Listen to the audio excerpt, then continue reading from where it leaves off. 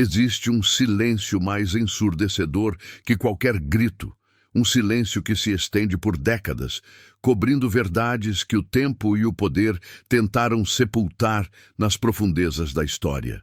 No coração árido do sertão pernambucano, em meados dos anos 1940, uma história de barbárie indizível se desenrolava, longe dos olhos e ouvidos do Brasil que se queria moderno e civilizado. Ali, o povo Pancararu, guardião de uma cultura milenar, de rituais sagrados e de uma conexão inabalável com a terra, enfrentava não uma força da natureza implacável, mas a brutalidade sistemática de um Estado que, sob a fachada enganosa de progresso e nacionalização, orquestrava a perseguição, a tortura e a expulsão forçada de seus próprios cidadãos indígenas. Suas terras, ricas em história, em espiritualidade e em subsistência, tornaram-se o palco de um massacre silencioso, onde a dignidade humana foi esmagada e a memória de um povo violentamente atacada. Mas como um crime de tamanha magnitude, tão meticulosamente planejado e executado, pode ser convenientemente apagado dos livros, seus arquivos oficiais convenientemente desaparecidos em gavetas empoeiradas, e seus algozes, protegidos pelo manto da impunidade, continuam a respirar o mesmo ar que nós, muitos deles em posições de poder e prestígio até hoje? Até quando permitiremos que o esquecimento seja a sentença final para aqueles que ousaram defender sua própria existência e identidade contra a máquina opressora? Esta não é apenas uma história do passado, é um grito abafado que ecoa até hoje, um trauma coletivo que sangra em gerações, exigindo reconhecimento e reparação. Se você acredita que a verdade não pode ser silenciada, que a memória deve ser honrada e a justiça deve prevalecer acima de qualquer conveniência política, deixe seu like, inscreva-se no canal para não perder os próximos capítulos desta investigação e comente. Estamos prontos para desenterrar o que foi escondido e confrontar nosso passado, por mais doloroso que ele seja. O sol castigava a pele, pintando o céu de um laranja incandescente, enquanto o dia se esvaía em mais uma tarde no sertão. Na aldeia Pancararu, as vozes alegres das crianças brincando de peteca de palha se misturavam ao canto suave das mulheres tecendo e ao murmúrio dos anciãos, que compartilhavam histórias e sabedoria sob a sombra escassa das árvores. Era um ritmo de vida que pulsava em harmonia com a Caatinga, com o rio São Francisco que trazia a vida em suas águas. Uma rotina ancestral. Era um dia como tantos outros, de trabalho na roça, de partilha de saberes, de reverência aos ancestrais, até que o horizonte se tingiu não apenas de pôr do sol, mas de fumaça densa e um pavor inominável. Homens armados, fardados com uniformes militares e a paisana, irromperam na paz ancestral, seus cavalos levantando nuvens de poeira sufocante que engoliam as casas de taipa, as plantações de milho e feijão e, em breve, a própria esperança de um povo. O ar, antes perfumado com o cheiro da terra molhada pela pouca chuva e das ervas medicinais colhidas na mata, deu lugar ao odor acre de pólvora, suor e um terror paralisante. O riacho, fonte de vida e de sustento, parecia secar à medida que a violência avançava, testemunhando em silêncio a barbárie. Cestas de palha habilmente trançadas, potes de barro que guardavam a água preciosa e o alimento, redes de dormir tecidas com esmero e que abrigavam sonhos, objetos que representavam a simplicidade, a resiliência e a riqueza cultural de um povo, foram impiedosamente pisoteados, quebrados, virados ao avesso, como se a própria identidade Pancararu estivesse sendo profanada e desmantelada. Não havia gritos de guerra dos indígenas, pois eram um povo de paz. Apenas os de dor, desespero e uma incompreensão dilacerante. Crianças eram arrancadas dos braços de suas mães, seus choros agudos abafados pela brutalidade dos invasores. Idosos, De suas esteiras de palha, arrastados sem piedade, seus corpos frágeis submetidos à força, o impossível se materializava sob os olhos atônitos de quem via sua existência ser desfeita em meros minutos, sua liberdade roubada, sua água vital negada, sua dignidade pisoteada e sua voz silenciada. Testemunhas, se é que podemos chamar assim os próprios alvos que sobreviveram, contavam anos depois, em sussurros carregados de trauma, sobre os corpos marcados pela tortura, sobre as prisões improvisadas, onde homens, mulheres e crianças eram mantidos sem comida ou água, sob o sol escaldante do sertão, um inferno em vida. Como pode uma comunidade inteira, pacífica em sua essência e defensora de sua terra, ser varrida do mapa sem deixar rastros, sem que o mundo exterior sequer sussurrasse sobre o ocorrido, sem que a imprensa da época ou os registros oficiais mencionassem a atrocidade? Como a vida pode ser brutalmente interrompida e a memória de um genocídio convenientemente apagada, deixando para trás apenas o vazio, a injustiça e as cicatrizes invisíveis de um povo que se recusava em seu íntimo a desaparecer? Este é o início de um enigma que atravessa décadas, um cold case que desafia o tempo e a conveniência de quem quer que a verdade permaneça enterrada. E a pergunta que nos assombra é: quem se beneficiou com todo esse sofrimento? No rescaldo do terror, enquanto a fumaça se dissipava e o silêncio pesado descia sobre as ruínas da aldeia Pancararu, restava não apenas a devastação física, mas uma dor que rasgava a alma dos poucos que conseguiram escapar ou que, por alguma razão, não foram levados. Entre eles estava Dona Maria, uma mulher de semblante marcado pelo sol do sertão e pela sabedoria ancestral, mas agora com os olhos vazios de quem havia perdido tudo, menos a esperança teimosa de encontrar sua filha, Ana, e seus netos. Ana era a força de sua vida, o elo com o futuro, e agora, simplesmente, não estava. Onde estavam? Viva? Morta? Dona Maria se recusava a aceitar a ausência, o vazio que a terra batida deixara. Sua determinação se forjou na fornalha do desespero, transformando-a de uma mãe em luto em uma incansável guerreira. Dias se arrastaram em semanas, semanas em meses. Dona Maria, juntamente com outros familiares que partilhavam da mesma agonia, peregrinou por delegacias de cidades vizinhas, por postos militares e por qualquer porta que prometesse uma resposta. Mas cada porta se fechava com a mesma frieza burocrática. Os olhares eram de descaso, as palavras evasivas. Não há registros de conflito. Os indígenas foram realocados para seu próprio bem. Não temos informações sobre os desaparecidos. A polícia, que deveria ser a guardiã da lei e da ordem, mostrava-se cúmplice do silêncio, ou talvez, simplesmente, não ousava questionar as ordens superiores que emanavam dos poderosos. Os arquivos, se é que algum dia existiram, estavam misteriosamente vazios, convenientemente perdidos ou selados sob o manto da segurança nacional. A cada negativa, a cada porta batida na cara, a frustração de Dona Maria se transformava em uma raiva silenciosa, uma energia que a impulsionava a continuar. Ela não buscava vingança, mas a verdade. Queria saber o paradeiro de sua família, queria dar um nome à injustiça, queria que o mundo soubesse o que aconteceu com seu povo. Sua voz, antes um murmúrio de dor, começou a se erguer, frágil, mas resiliente, contra o coro ensurdecedor da negação oficial. Ela falava com quem quisesse ouvir, com os poucos jornalistas corajosos o suficiente para se aventurar no sertão, com padres, com qualquer um que ainda tivesse um pingo de humanidade. Até onde você iria para encontrar sua família? Para desenterrar a verdade que o Estado e as elites poderosas tentaram sufocar por décadas? Até onde se estende a força de um amor materno diante da mais brutal das opressões?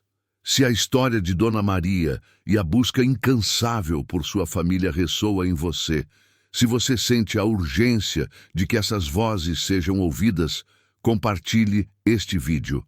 Ajude-nos a amplificar este grito por justiça para que a memória dos Pancararu jamais seja apagada.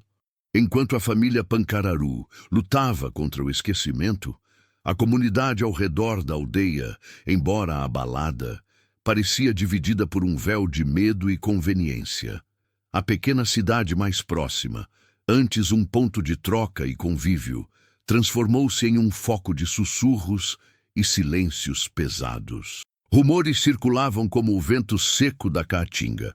Os indígenas haviam sido disciplinados por se recusarem a modernizar. Haviam sido levados para fazendas de trabalho distantes, ou, na versão mais sombria, haviam sido eliminados para abrir caminho para grandes plantações e projetos de irrigação. Ninguém falava abertamente, mas os olhares desconfiados, os murmúrios abafados nas esquinas, as portas que se fechavam mais rápido quando Dona Maria passava, contavam uma história de cumplicidade e terror. A comunidade estava ciente, mas o medo das poderosas elites fundiárias, dos coronéis que dominavam a política local e regional, era um grilhão mais forte que qualquer empatia. A cena do crime, se é que podemos chamá-la assim, não era um local isolado com evidências claras de um único evento. Era a própria aldeia, agora um fantasma de si mesma.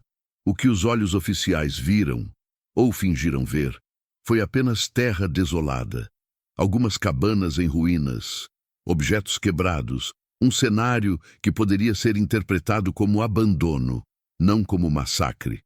Mas para os olhos de Dona Maria, cada pedaço de cerâmica quebrado, cada cacho de cabelo de boneca de palha, cada rastro de fumaça impregnado nas paredes de taipa era um grito silencioso. O mais perturbador eram as evidências ausentes. Não havia corpos a serem contados, não havia sepulturas marcadas, não havia vestígios de sangue que pudessem ser convenientemente limpos. A ausência de provas físicas era, por si só, a maior evidência de um crime planejado para não deixar rastros. Como uma comunidade inteira, com suas casas, seus objetos, suas vidas, pode simplesmente desaparecer sem deixar uma única prova forense irrefutável, sem uma gota de sangue que pudesse clamar por justiça, sem um único documento que registrasse sua violenta remoção? O mistério não era apenas o que aconteceu, mas como foi possível apagar a existência de um povo de forma tão meticulosa, tão completa, que até o ar da caatinga parecia ter esquecido seus nomes. E quem, afinal, detinha o poder para orquestrar um silêncio tão profundo? A busca incansável de Dona Maria e de outros familiares por seus entes queridos os levou por um labirinto de burocracia e indiferença, um caminho pavimentado com pistas falsas e becos sem saída. Cada denúncia, cada apelo desesperado era recebido com um mar de papeladas que diziam nada ou, pior, com o silêncio complacente de quem tinha algo a esconder. Os poucos relatos de conflitos com índios ou realocação de comunidades que apareciam em documentos esparsos eram tão vagos quanto enganosos, distorcendo a realidade de uma perseguição brutal em eufemismos administrativos. As autoridades locais, pressionadas pelas elites fundiárias que já haviam se apossado das terras Pancararu, ofereciam desculpas esfarrapadas, alegando que os indígenas haviam migrado por conta própria, dispersando-se pelo sertão em busca de novas oportunidades, uma narrativa conveniente que apagava o rastro do crime e a responsabilidade de quem o orquestrou. Qualquer tentativa de investigação mais aprofundada esbarrava em arquivos misteriosamente incompletos ou simplesmente inexistentes. Registros de prisões, desaparecidos, relatórios de deslocamento, nunca feitos, testemunhos de supostos colonos que teriam comprado as terras indígenas, convenientemente ajustados para legitimar a posse. Era como se a própria memória institucional do Estado tivesse sido submetida a uma operação de limpeza, apagando sistematicamente qualquer vestígio de seu envolvimento na barbárie. Dona Maria e os poucos sobreviventes se viam presos em um ciclo de frustração, suas vozes abafadas pelo poderio econômico e político dos verdadeiros culpados. Eles apontavam para nomes, para fazendas que haviam surgido sobre as antigas terras Pancararu, para políticos que haviam ascendido ao poder logo após os eventos, mas suas acusações eram tratadas como delírios de um povo ignorante e subversivo. A verdade era uma miragem no deserto da impunidade, e a justiça, um rio que se recusava a correr para eles. Em meio a essa névoa de negação e desinformação, surgiam por vezes testemunhas com histórias contraditórias ou que apontavam para direções erradas, muitas delas plantadas ou coagidas para desviar a atenção. Um ex-funcionário da fazenda vizinha que alegava ter visto os Pancararu partindo pacificamente. Um jagunço que confessava ter agido sozinho em pequenos confrontos, mas que convenientemente esquecia os detalhes mais cruéis. Todas essas pistas se desfaziam ao menor escrutínio, mas serviam ao propósito de confundir, de semear a dúvida e de justificar o arquivamento do caso. A investigação, que nunca foi realmente uma investigação, minguava, sufocada pela falta de provas oficiais e pela pressão para que o incidente indígena fosse esquecido. O que era um crime contra a humanidade, uma violação flagrante dos direitos mais básicos, foi reduzido a uma nota de rodapé esquecida, um cold case, antes mesmo que o termo fosse popularizado, selado pelo tempo e pela conveniência política. Como se pode lutar contra um inimigo que não deixa rastros, que apaga sua própria existência e que conta com a cumplicidade de um sistema inteiro? É possível que a verdade, por mais que tentem escondê-la, sempre encontre uma fresta para emergir, mesmo décadas depois, quando tudo parece perdido. Décadas se passaram e o silêncio sobre o massacre dos Pancararu se tornou quase absoluto, uma mancha invisível na história oficial do Brasil. As cicatrizes, porém, nunca cicatrizaram de verdade para os poucos sobreviventes e seus descendentes. Foi nesse contexto de esquecimento imposto que surgiu a figura de Luana, neta de Ana e bisneta de Dona Maria, a mulher cuja história de dor e resistência se tornara uma lenda familiar, um fardo e uma missão. Luana carregava em seu sangue não apenas a memória do trauma, mas a força inabalável de seus antepassados. Impulsionada por uma busca obstinada e irrefutável por justiça, ela se recusava a aceitar o veredito do tempo. Sua obsessão era a verdade, e ela sabia que, em algum lugar, nos escombros do passado, os fragmentos ainda existiam.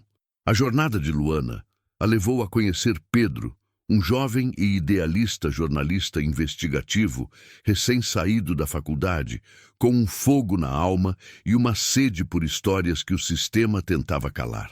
Pedro, apesar das ameaças veladas que logo começaram a surgir, telefonemas anônimos, e-mails com avisos sutis, a perda de arquivos em bibliotecas públicas e da resistência institucional em todos os níveis, decidiu desenterrar as verdades há muito enterradas. Juntos, eles formaram uma aliança improvável, mas poderosa.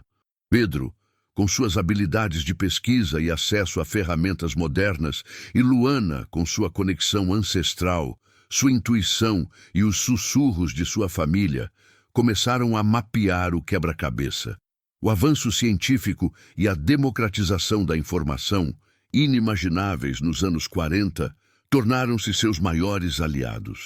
Novas tecnologias de mapeamento geoespacial permitiram a Pedro sobrepor mapas antigos das terras Pancararu com registros fundiários atuais, revelando discrepâncias gritantes e a sobreposição de grandes propriedades rurais sobre o que antes eram terras indígenas.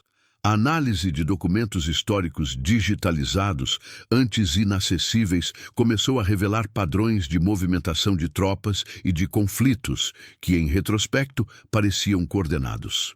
O mais surpreendente foi a redescoberta de diários pessoais e correspondências de missionários e viajantes da época, que, embora fragmentados e escritos em códigos ou com grande cautela, faziam alusão a desapropriações forçadas e violência contra os nativos em Pernambuco.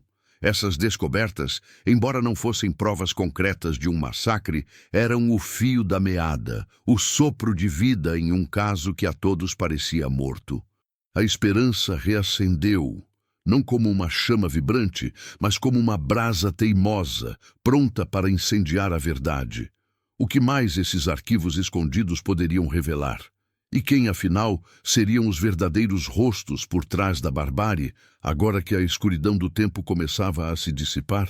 As brasas teimosas da verdade, alimentadas pela obsessão de Luana e pela tenacidade investigativa de Pedro, começaram a crepitar com um calor mais intenso. O que antes eram meros indícios, sussurros do passado e fragmentos de memória, agora se solidificavam em um panorama aterrorizante. O mapeamento geoespacial, que Pedro havia dominado com maestria, tornou-se uma ferramenta cirúrgica. Ao sobrepor imagens de satélite modernas com os poucos mapas topográficos e registros de posse de terras da década de 1940, eles puderam ver, com uma clareza chocante, a exata delimitação das terras ancestrais Pancararu.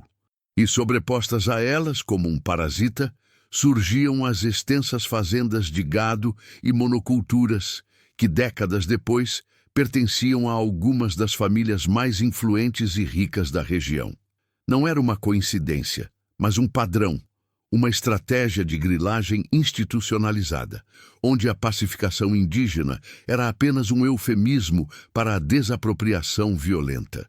Os arquivos digitalizados, que Pedro vasculhava incansavelmente em bibliotecas e arquivos públicos acessíveis online, começaram a revelar decretos estaduais e federais da época que, sob o pretexto de desenvolvimento regional ou segurança nacional, autorizavam a realocação de comunidades indígenas. Esses documentos, antes considerados inócuos, agora pareciam planos de guerra meticulosamente elaborados. Eles identificaram nomes de políticos locais que ascenderam rapidamente após a pacificação da região, de empresários que se tornaram barões da terra e até de alguns oficiais militares que foram condecorados por sua contribuição à ordem. A rede de cumplicidade não era uma teoria. Era uma teia complexa, friamente documentada, onde cada nó representava um ato de violência ou uma decisão política que selou o destino dos Pancararu. Os diários e correspondências de missionários, por sua vez, trouxeram a dimensão humana da tragédia. Uma freira belga, que atuou na região nos anos 30 e 40, descrevia em cartas codificadas a miséria imposta aos nativos e o terror de homens fardados, mencionando a privação de água e alimento como arma e a remoção forçada para campos de trabalho que pareciam prisões. Ela narrava o desespero das mães, o choro das crianças, a resistência pacífica que era respondida com brutalidade. Essas eram as vozes que o Estado tentou silenciar, os testemunhos que o tempo quase apagou. Luana sentia cada palavra, cada linha, como se a voz de sua bisavó, Dona Maria, estivesse ecoando através das décadas, validando sua dor e sua busca. Quanto mais perto Luana e Pedro chegavam da verdade, mais densa se tornava a névoa de ameaças. Os avisos velados se transformaram em mensagens explícitas, anônimas, mas carregadas de uma intenção sinistra. Portas de seus carros abertas misteriosamente, e-mails com arquivos corrompidos que pareciam ter sido adulterados, até mesmo a sensação constante de estarem sendo observados. Era a sombra dos verdadeiros antagonistas se alongando, uma rede de poder que ainda hoje exercia sua influência, protegendo seus segredos e seus impérios construídos sobre sangue e injustiça. Eles estavam cutucando um vespeiro e os zangões estavam começando a voar. A verdade, por mais que tentassem escondê-la, sempre encontra uma fresta para emergir, e agora ela estava prestes a explodir. Mas quem seria o primeiro a sentir o peso dessa explosão? E quais seriam as consequências de expor os nomes que o Brasil preferiu esquecer? Se você está tão indignado quanto nós com essa teia de silêncio e poder, compartilhe este vídeo em suas redes sociais. Ajude-nos a furar essa bolha de impunidade e a trazer à luz os crimes que o tempo não pôde apagar. A primeira medida de Luana e Pedro foi criar uma linha do tempo minuciosa. Cruzaram os dados dos diários dos missionários com os registros de propriedade da terra e os arquivos políticos da época. Foi assim que descobriram que, nos meses e anos seguintes ao desaparecimento dos Pancararu, extensas áreas de suas terras ancestrais foram subitamente adquiridas por preços irrisórios ou por meio de decretos questionáveis, por uma série de figuras proeminentes. Nomes como Coronel Souza, um latifundiário com forte influência política, e Dr. Mendes, um advogado que logo ascenderia ao posto de deputado estadual, começavam a aparecer repetidamente como fantasmas em documentos empoeirados. Suas famílias, cujos descendentes ainda hoje detinham vastos impérios agrícolas na região, eram os beneficiários diretos e inegáveis da tragédia Pancararu.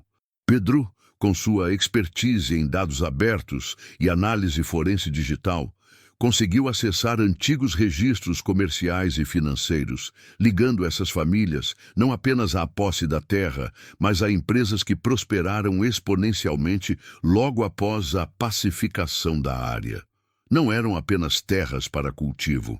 Eram jazidas minerais e rotas de escoamento que se tornaram subitamente acessíveis, revelando uma motivação econômica fria e calculista por trás da barbárie.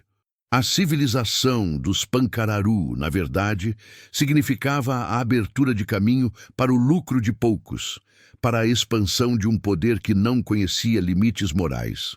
Luana, por sua vez, usou a memória oral de sua família, os sussurros de seus ancestrais passados de geração em geração, para identificar os locais exatos onde os Pancararu resistiram, onde foram torturados e onde, segundo a tradição, muitos foram enterrados em valas comuns, sem nomes, sem cruzes, sem o direito ao luto.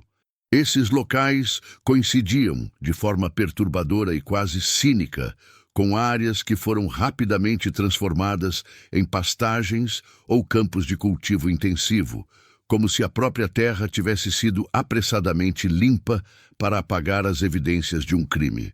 A cada nova descoberta, a pressão e as ameaças aumentavam de forma palpável.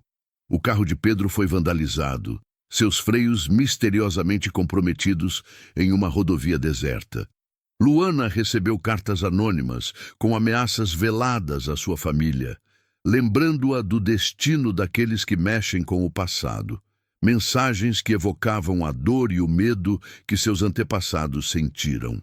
A rede de poder que eles estavam desvendando não era um fantasma do passado. Era uma entidade viva, com tentáculos que se estendiam por todas as esferas da sociedade, desde os gabinetes políticos mais altos até os escritórios de advocacia mais influentes. Eles estavam enfrentando não apenas a história, mas o presente, um sistema que se autoprotegia com uma ferocidade implacável. A pequena equipe de Pedro, uma rede de jornalistas independentes e historiadores engajados, começou a ser alvo de campanhas de difamação nas redes sociais e em veículos de comunicação controlados, rotulados como revisionistas, agitadores e inimigos do progresso. Quem financiava esses ataques orquestrados? Pedro se perguntava, sabendo que tais campanhas exigiam recursos e coordenação significativos.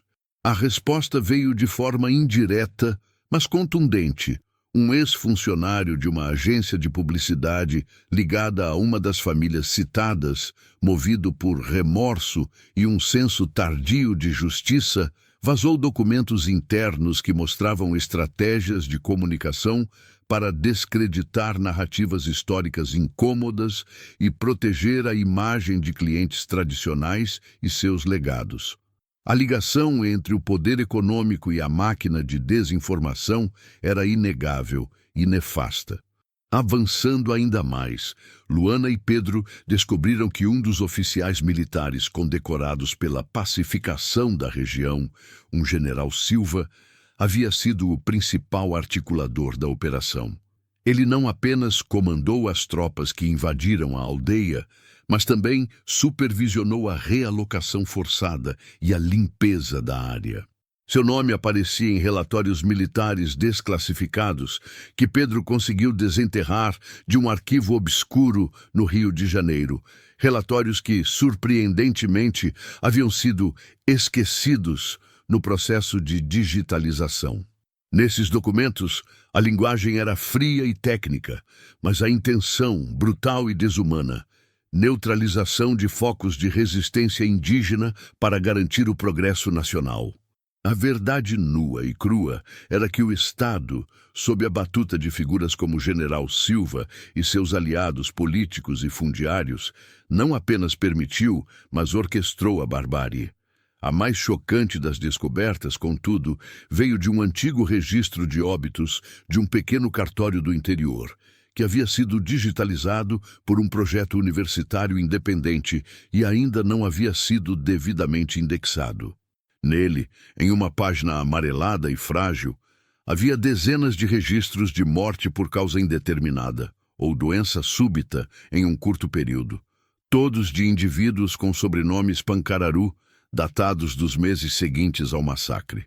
As idades variavam de crianças a idosos, muitos sem a identificação completa, apenas um nome de batismo. Era a ponta do iceberg de um genocídio que o Estado tentou disfarçar como mortalidade natural, um extermínio sistemático travestido de burocracia. Mas como esses corpos, se é que eram corpos, foram parar ali, registrados de forma tão ambígua? E por que o registro, por mais incompleto que fosse, havia sobrevivido por tanto tempo, um fantasma silencioso de uma verdade que se recusava a morrer? A cada passo, o cerco se fechava sobre Luana e Pedro, mas também, e de forma irreversível, sobre os verdadeiros culpados. A teia de silêncio e impunidade, que parecia inquebrável, começava a ceder, fio a fio, sob o peso da verdade. Eles sabiam que estavam perto, perigosamente perto, de expor não apenas um crime do passado, mas a continuidade de um poder que ainda se beneficiava dele. A questão não era mais o que aconteceu, mas quem vai pagar por isso. E o que acontece quando a verdade, por mais que tentem escondê-la, finalmente explode na face dos que a acobertaram por tanto tempo, revelando os nomes e os rostos por trás da barbárie que o Brasil tentou apagar da história? O relógio estava correndo e a cada segundo a tensão aumentava, prometendo uma revelação que abalaria as estruturas do poder e da memória nacional. A descoberta dos registros de óbitos ambíguos, com dezenas de nomes Pancararu e causas de morte vagas, transformou a investigação de Luana e Pedro. Aquilo não era apenas um crime de desaparecimento. Era um genocídio meticulosamente disfarçado. Mas como esses registros se conectavam à narrativa oficial de realocação e aos campos de trabalho mencionados nos diários dos missionários? Com a ajuda de historiadores e antropólogos forenses, Pedro e Luana mergulharam na análise desses documentos. Eles perceberam que os óbitos estavam concentrados em um período muito específico, logo após a invasão da aldeia, e que os nomes, embora incompletos, correspondiam a sobrenomes Pancararu já identificados pela memória oral da família de Luana. Muitos dos falecidos eram crianças e idosos, os mais vulneráveis.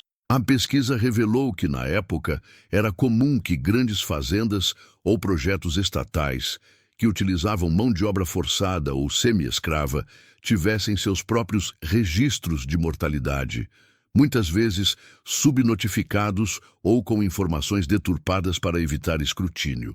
Cruzando esses dados com as descrições dos missionários sobre os campos de trabalho e as prisões improvisadas, eles identificaram um padrão horripilante.